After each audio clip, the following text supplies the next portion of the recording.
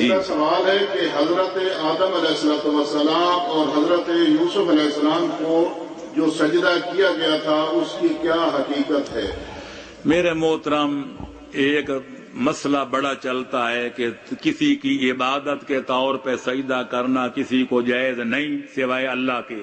لیکن تعظیم و تکریم کے لیے کسی رہبر کو کرنا، نبی کو کرنا، امام کو کرنا، کسی مرشد کو کرنا، کسی پیر فقیر کو کرنا، اس کو سجدہ تعظیمی کہتے ہیں۔ لیکن میں عرض کروں گا کہ مذہب شیعہ یہ ہے کہ آدم سے لے کر خاتم تک، علی ولی سے لے کر مہدی دین تک، اللہ کے سوا کسی اور کو سجدہ کرنا یہ وہ شرک عظیم ہے، نہ کبھی جائز تھا، نہ جائز ہے، نہ قیامت تک جائز ہوگا۔ نعرہ تکبیر، اللہ اکبر، نعرہ رسالہ، یا رسول اللہ، نعرہ حیدری، یا علی۔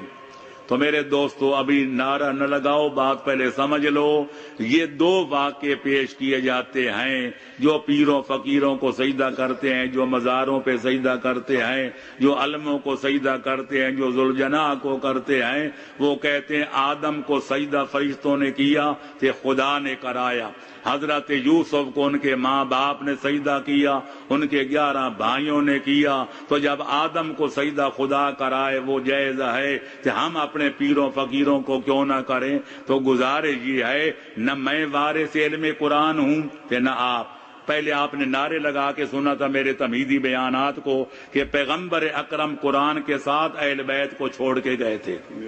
کہ انی تارک فیکم الثقلین کتاب اللہ و عطرتی آل بیتی۔ تو جب آل محمد کے 11ویں امام حسن عسکری علیہ السلام سے پوچھا گیا مولا یہ فرمائیں اللہ نے جو آدم کو سجدہ کرایا تھا یہ سجدہ کس قسم کا تھا؟ امام حسن عسکری علیہ السلام کا جواب علامہ طبرسی نے احتجاج طبرسی میں نقل کیا، علامہ مجلسی نے بہار الانوار کی پرانی 4 جلد میں نقل کیا، اور سینکڑوں علماء نے مفسرین نے اپنی تفسیر و حدیثوں میں نقل کیا کہ حضرت امام حسن عسکری علیہ السلام نے فرمایا کہ کان آدم قبلۃً و کان سجود للہ، اللہ نے آدم کو قبلہ بنا کے سجدہ اپنی ذات ذوالجلال کو کرایا تھا۔ اسجدوا لآدم، حکم یہ تھا کہ جب آدم میں روح ڈال دوں تو فقعوا لہ ساجدین، آدم کی طرح منہ کر کے سجدے میں جھک جانا۔ تو آدم کو قبلہ بنا کے اللہ نے سجدہ اپنی ذات کو کرایا تھا۔ یہی وجہ ہے کہ جب ہندوؤں نے مسلمانوں پہ اعتراض کیا تھا کہ مسلمانوں تم بھی مشرک تھے ہم بھی مشرک، تم خانے کعبے کو سجدہ کرتے ہو وہ پتھروں کا بنا ہوا ہے، ہم اپنے بتوں کو سجدہ کرتے ہیں وہ بھی پتھروں کے بنے ہوئے ہیں، لہذا اگر بتوں کو سجدہ کرنا شرک ہے تو تم مسلمانوں کا کعبے کو سجدہ کرنا بھی شرک ہے۔ تو مسلمانوں نے، سنی شیعہ علماء نے متفق ہو کر جواب دیا تھا کہ تم بتوں کو سجدہ کرتے ہو اور ہم خانے کعبے کو سجدہ نہیں کرتے، ہم منہ خانے کعبے کی طرف کرتے ہیں اور سجدہ خدا کو کرتے ہیں۔ لا مسجود الا ہو، اللہ کے سوا کوئی لائق سجدہ نہیں ہے، ولا معبود الا ہو، اللہ کے سوا کوئی لائق عبادت نہیں ہے۔ باقی رہ گئے جناب یوسف کا اور ان کے بھائیوں کا اور ان کے ماں باپ کا سجدہ کرنا، یہ بات ازہر من الشمس ہے کہ آپ نے پڑھا ہوگا سنا ہوگا کہ خالق اکبر نے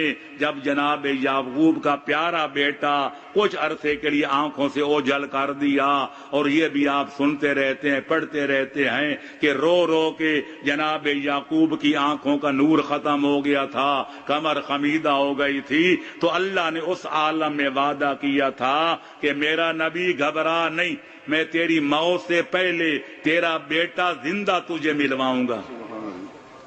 مدت مدید کے بعد جب اللہ نے اپنا وعدہ پورا کیا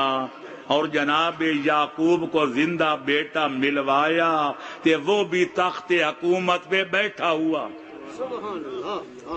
تو جناب یعقوب نے پہلا کام کیا کہ خالق اکبر کے سجدہ شکر میں پیشانی رکھ دی. اے میرا پروردگار، میں تیرا شکر ادا کرتا ہوں کہ تو نے آج اپنا وعدہ پورا کر دیا، مجھے زندہ بیٹا ملوا دیا، اور وہ بھی تخت حکومت پہ بیٹھا ہوا،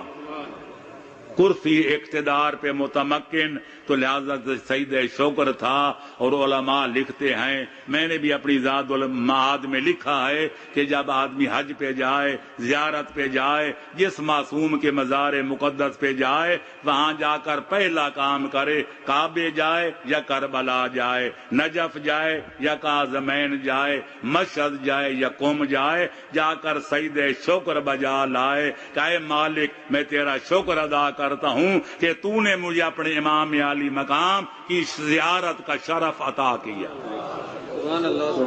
لہذا یہ سجدہ شکر تھا کہ وہ آدم کو قبلہ سمجھ کے سجدہ کرایا گیا تھا. نہ وہ آدم کو سجدہ تھا کہ نہ یہ یوسف کو سجدہ تھا. ورنہ بڑی بات ہے سوچنے کی، میں نے تفسیر میں لکھا ہے، آج 15ویں صدی کا گناہگار مسلمان یہ گوارا نہیں کرتا کہ اس کے ماں باپ اس کو سجدہ کریں. جناب یوسف نبی ابن نبی، جدی پشت نبی، وہ تخت حکومت پہ بیٹھا ہو کہ ماں باپ اس کو سجدہ کر رہے ہوں کہ وہ چوڑا ہو جائے کہ میں وہ ہوں کہ جس کی اماں مجھے سجدہ کر رہی ہے، کہ میں وہ ہوں جس کا بابا مجھے سجدہ کر رہا ہے. اگر ایسا کرتے، معاف رکھنا، جوہر نبوت خالق سلب کر لیتا. لہذا ایسا نہ کبھی ہوا کہ نہ آئندہ ہوگا. نہ وہ سجدہ جناب آدم کو تھا کہ نہ وہ سجدہ جناب یوسف کو تھا. یہ سجدہ خدا کو تھا. آدم قبلہ تھے، وہ سجدہ خدا کا تھا، اور جناب یوسف کو زندہ دیکھ کے سجدہ شکر ادا کیا گیا تھا.